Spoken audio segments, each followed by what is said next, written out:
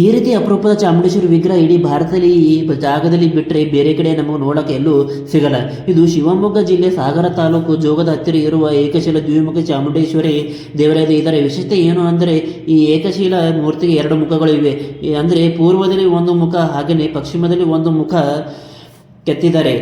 ಈ ವಿಗ್ರಹ ಸ್ಥಾಪನೆ ಆಗಿದ್ದು ಮೈಸೂರು ಮಹಾರಾಜರ ನಾಡೋಡಿ ಕೃಷ್ಣರಾಜ ಒಡೆಯರ್ ಅವರಿಂದ ಜೋಗದ ಶರಾವತಿ ನದಿಯಿಂದ ವಿದ್ಯುತ್ ಸ್ಥಾಪಿಸಿದ ಯೋಜನೆ ಶುರು ಮಾಡಬೇಕು ಬೇಡವೋ ಅನ್ನೋ ಗೊಂದಲದಲ್ಲಿ ಮಹಾರಾಜರು ಇರುತ್ತಾರೆ. ಈ ಗೊಂದಲಕ್ಕೆ ಪರಿಹಾರ ಸೂಚಿಸುವಂತೆ ತಮ್ಮ ಕುಲದೇವತೆಯಾದ ಶ್ರೀ ಚಾಮುಂಡೇಶ್ವರಿ ದೇವಿ ಪ್ರಾರ್ಥಿಸಿ ನಿದ್ದೆಗೆ ಜಾರುತ್ತಾರೆ. ಅವರ ಕನಸಿನಲ್ಲಿ ದೇವಿ ಏಕಶಿಲೆಯ ದ್ವಿಮುಖ ದರ್ಶನ ನೀಡಿ ತನ್ನನ್ನು ಇದೇ ರೀತಿ ಒಂದೇ ಶಿಲೆಯ ಕೆತ್ತಿಸಿ ಯೋಜನೆ ಕೈಗೊಳ್ಳುವ ಪ್ರದೇಶದಲ್ಲಿ ಪ್ರತಿಸ್ಥಾಪಿಸಿದ್ದಕ್ಕೆ ಹೇಳುತ್ತಾಳೆ. ಹಾಗೆ ತಾನು ಈ ಯೋಜನೆಯ ಯಶಸ್ವಿಯಾಗಿ ನೋಡಿಕೊಳ್ಳುತ್ತಾಳೆ, ಅಭಯ ಕೂಡ ನೀಡುತ್ತಾಳೆ. ಇದು ದೇವಸ್ಥಾನ ಹಿನ್ನೆಲೆ ಪ್ರತಿದಿನ ಬೆಳಗ್ಗೆ 7:30 ಗಂಟೆಯಿಂದ ರಾತ್ರಿ 8 ಗಂಟೆವರೆಗೆ ದೇವಸ್ಥಾನ ತೆರೆದಿರುತ್ತದೆ.